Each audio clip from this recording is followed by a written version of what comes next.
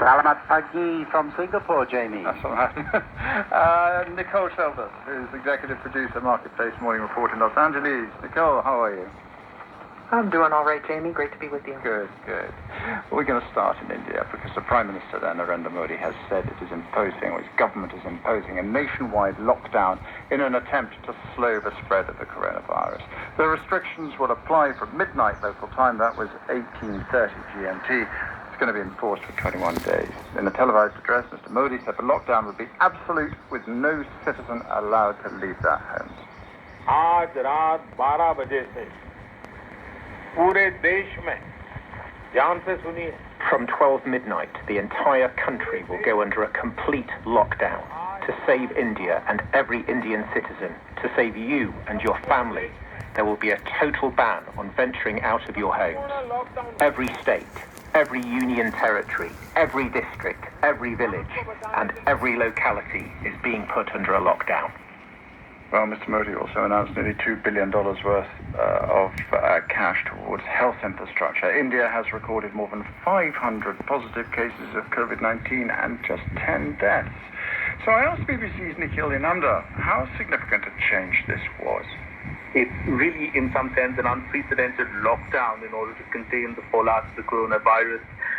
So this was the second time that he actually addressed the country through a television sort of broadcast after the epidemic broke out. He said that this was the only way in which the spread of the virus could be contained. Now, India does not have as many cases as in many other parts of the world, but there are fears now that we could perhaps be entering the third stage of this, which is community transmission. This is Victor Uniform number 3, Uniform Echo Lima, once again with you. Now what you are watching is my Tecsun PL 660 AM FM SW radio with SSB. How strictly is it being observed? Now what you are listening is BBC World Service because even before this was announced at the national shortwave level, many of the state 25 governments meter had band announced their own lockdown. 11995 kilohertz is the frequency. The cities like Every Mumbai, day early in the virtually morning emptied at out. There was a, 6:30 am people's curfew, a onwards voluntary to people's curfew that was 7:30 imposed am. till You will Sunday, get to hear but I think this BBC is now an live official world curfew, and it service has to be, from London. in some sense followed, because there is going to be strict monitoring of this and policing, like the writer pointed out. And what's it doing to local economies and the national economy? I mean, this is going to have a huge, huge impact on both the local economies and the national economy, because This Tecsun PL cities like 660 Bombay, for is a very nice contribute radio, a great deal to the tax and you revenue, will to things like receive customs duties and excise lots of duties. long and distance all of the stations with factories are stable being closed reception. down. But even the local economies, I mean, there's a huge And impact single of side something band like is this on working India's great. informal workforce, which is essentially 90% of the economy. So With people lots like of construction features. This is workers, very for instance, famous, or popular florists, radio or in vegetable radio vendors who are not enthusiast part of the world. formal ecosystem.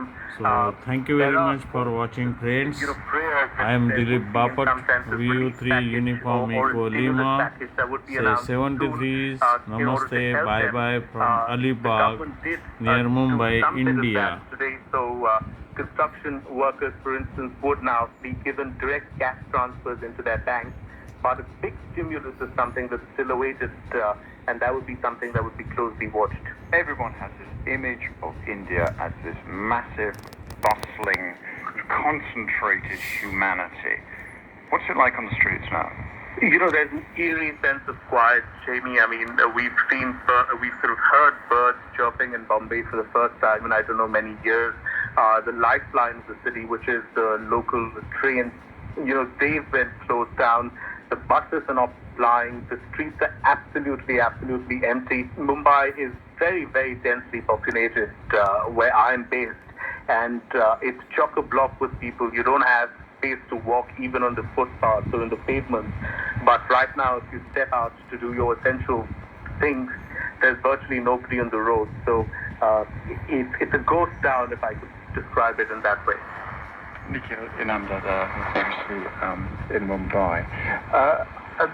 David and Nicole, I want to catch up with what's going on in your particular parts of the world in a second. But first, David, just your reaction to that and your reaction to what's going on in India. I mean, like China in a way, but in a way it's even on a bigger scale. That whole country in lockdown. Well, you're absolutely right, Jamie. And I think, one of the most important things is that it is going to slow down the economy. And there are two sides of this. There is the health issue, then there is also the economic issue. And right now, they're addressing the health issue by stopping people from socializing. And I think that is a sensible thing to do. I mean, we're seeing exactly the same thing over here in Singapore and in other parts of the world. We know that the virus is transmitted by social interactions. And if you reduce the amount of social interactions, then, of course, you have a chance of beating this virus. But if you don't do that, no matter how drastic it might appear to outsiders, you're going to allow this virus to spread, and that is going to be even more devastating. So really, I think it's really a case of pain today, hopefully less pain in the future, Jamie. Yes, I think we're going to talk about this sort of connection between the costs in terms of the economy and the costs in terms of life later on when we talk about the US. But just tell me about Singapore at the moment, because I got the impression that actually they were tightening down on restrictions in Singapore. Yes, you're absolutely right. And it all comes into effect tomorrow, the 26th of